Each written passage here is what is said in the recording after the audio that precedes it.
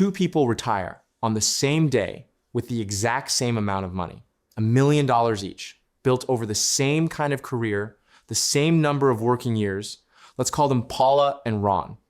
Paula was, by every measure, the disciplined one. For 30 years, she maxed out her pre-tax $401K. Every raise, she bumped the contribution. She loved watching her taxable income drop every April, loved the deduction, loved feeling like she was beating the system. Every dollar she could shove into that pre-tax account, she did. By retirement, she had $1 million, and she felt like she'd won. Ron was messier about it. He put some money in the pre-tax 401K, sure, but he also, almost by accident, ended up with money in a Roth account and some in a regular taxable brokerage account.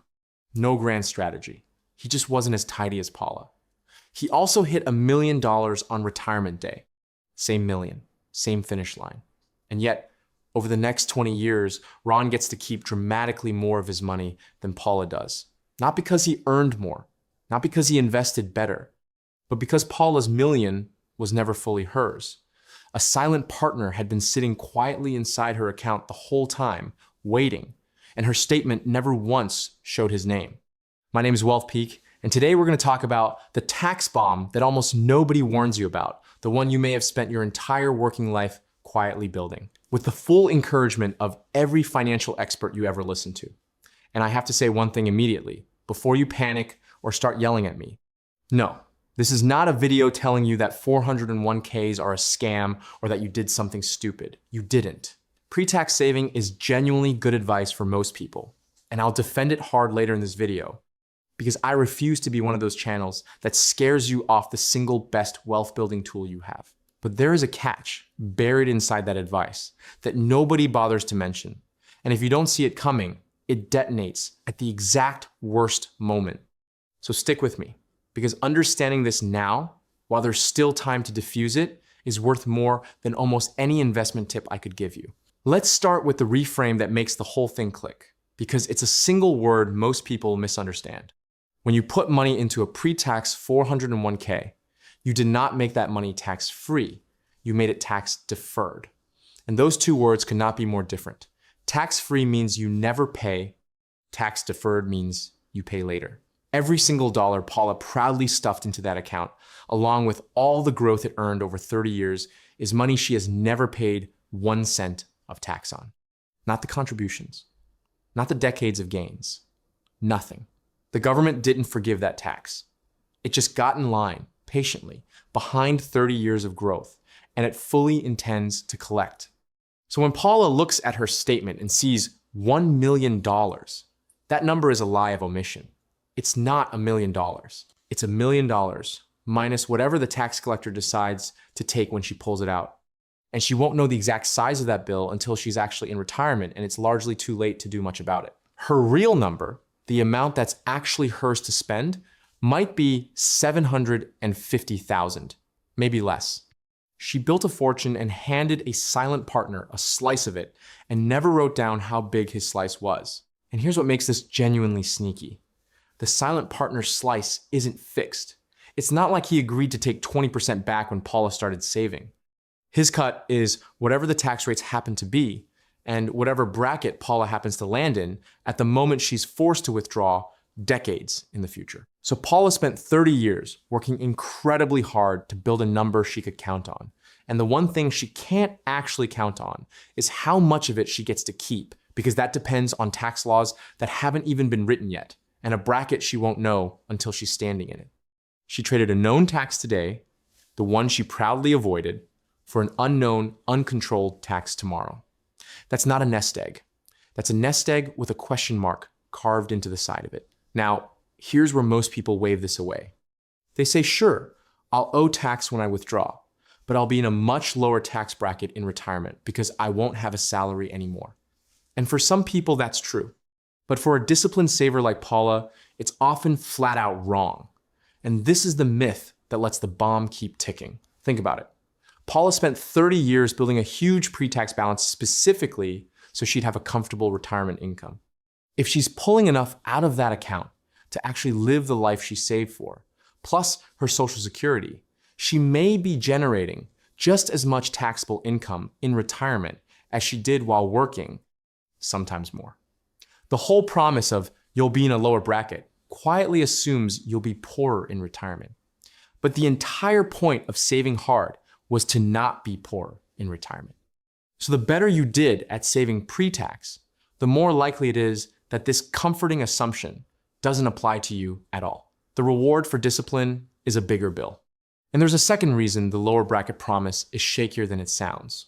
Nobody knows what tax rates will even be decades from now. When Paula started saving, she was implicitly betting that future tax rates would be lower than her rate today, which is why deferring made sense. But that's a genuine gamble on the direction of an entire country's tax policy across 30 or 40 years. And it's a bet most people made without ever realizing they were placing it. If rates in the future are higher than they are now, then deferring the tax, which felt so smart, actually means paying that tax later at a worse rate. So the pre-tax saver isn't just deferring a bill. They're making a silent, decades-long wager on the direction of tax law and calling it caution. And then comes the detonator, the mechanism that turns this from a slow leak into an actual explosion. And it's the part that genuinely shocks people. Because you might think, fine, I'll just leave the money in there and let it keep growing tax deferred and only pull out what I need. Except the government does not let you do that forever. At a certain age, the rules force you to start withdrawing money from that account, whether you need it or not. These are called required minimum distributions, and the name is exactly what it sounds like. The government, having waited patiently for decades, finally says, all right, time's up, start taking it out and start paying. And the amount they force you to withdraw grows as you get older. So imagine Paula at that age. She doesn't even need all that money that year, but she's forced to yank a large chunk out of her account, and every dollar of it lands on her tax return as income. She has no choice. The withdrawal is mandatory, the tax is automatic, and it can shove her into a higher bracket than she ever planned for. That's the bomb going off. Not a gentle tax. A forced, escalating, unavoidable withdrawal that the tax collector engineered from the very beginning. And here's the cruel irony baked into it. The better Paula's investments did, the bigger her account grew, the larger those forced withdrawals become, and the bigger the tax bill.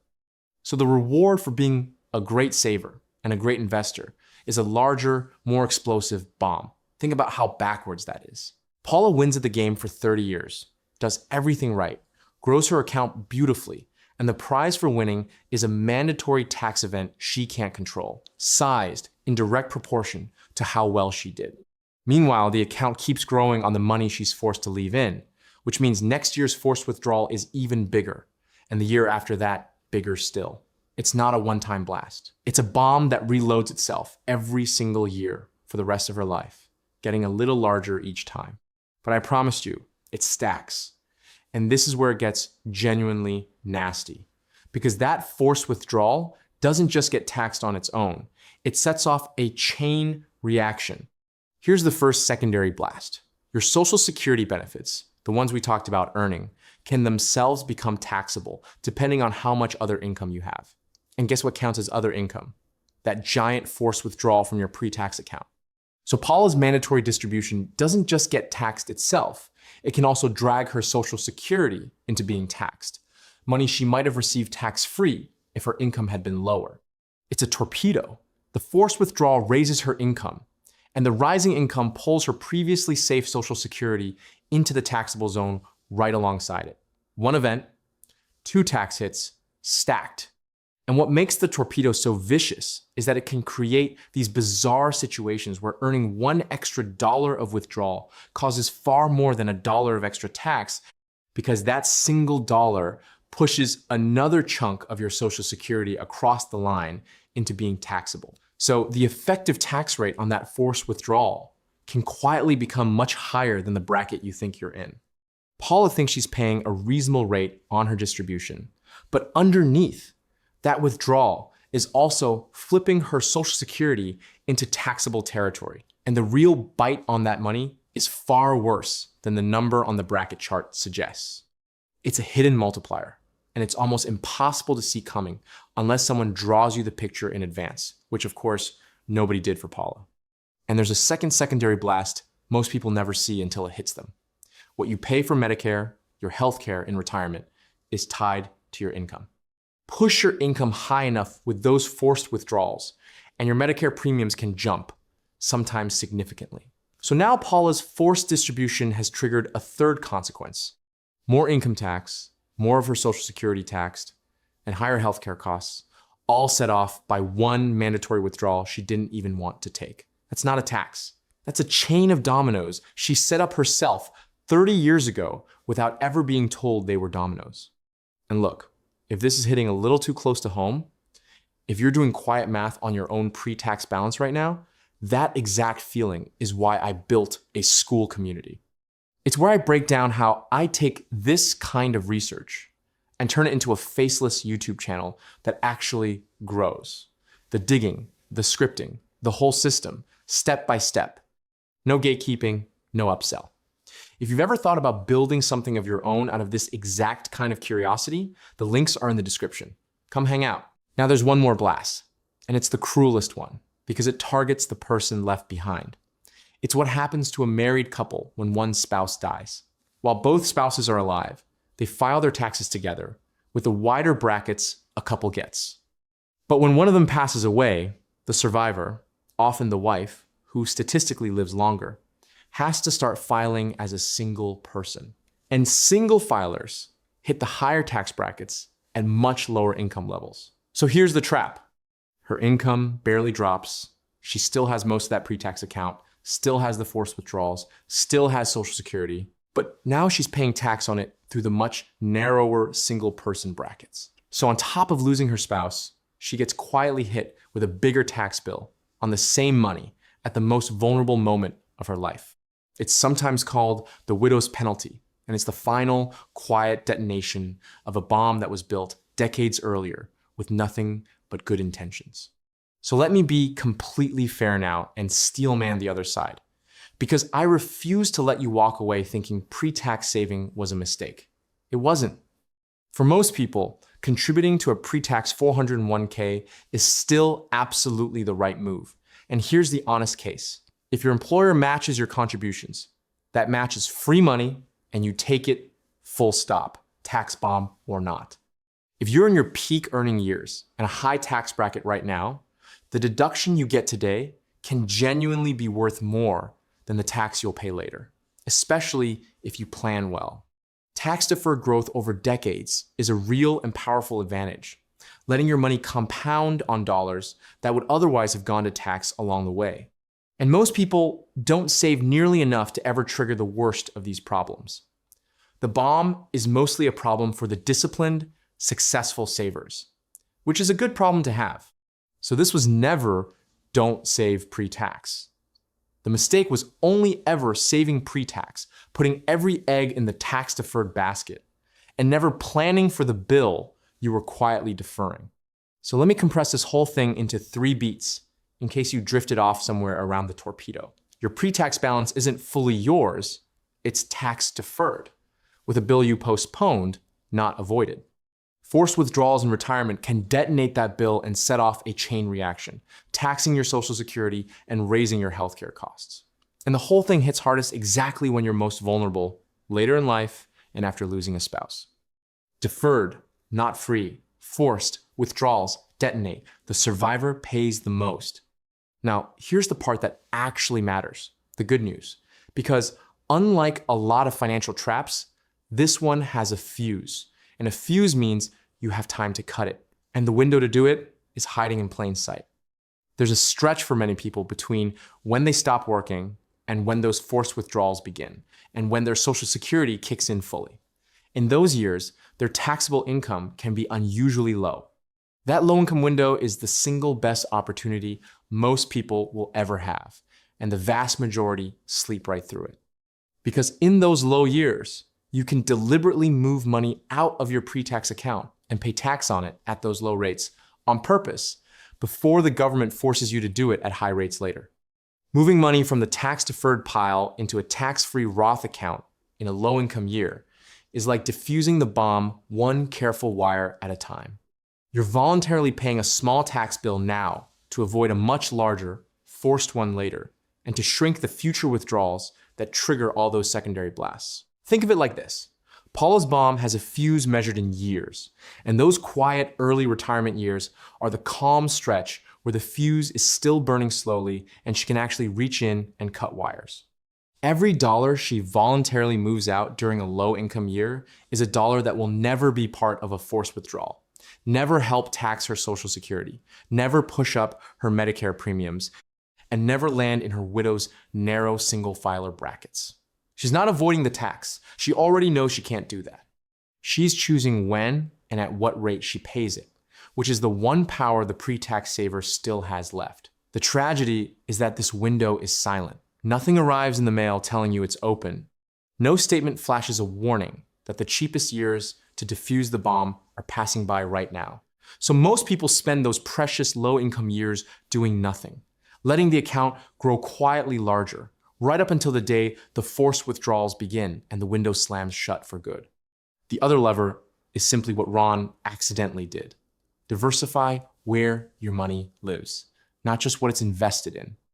Having money across pre-tax, Roth, and regular taxable accounts gives you something priceless in retirement: control over your own taxable income each year.